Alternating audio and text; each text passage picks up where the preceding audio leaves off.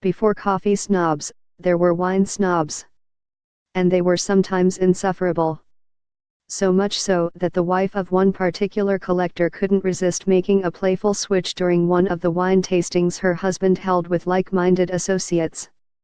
She surreptitiously took the party's dump bucket, the one into which all the extra wine is tossed during a tasting, and poured it into an empty wine bottle. She later served it during the tasting, label hidden, claiming it was a special wine they simply had to sample.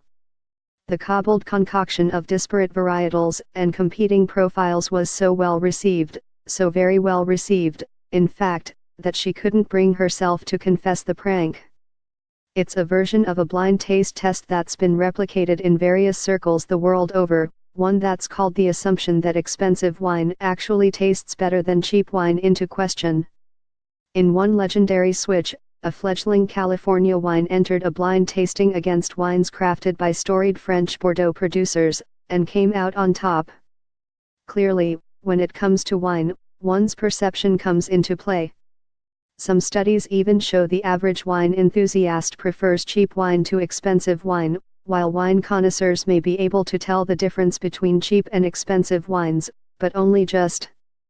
The lesson? When we do not know a wine's price, most of us will get just as much enjoyment from a cheap bottle as we would from its pricey counterpart source, Goldstein. Before you reset your wine budget to an all-time low, $2 shuck, anyone, consider the complications. The taste of wine isn't really dependent on, well, the wine. The taste is a combination of the alcoholic beverage in the glass and the environment in which you taste it. The temperature of the wine matters. So do the circumstances, the company you keep and the food with which you pair it.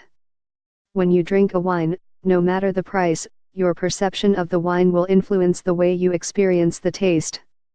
If you believe it to be an expensive wine, then it will probably taste that way.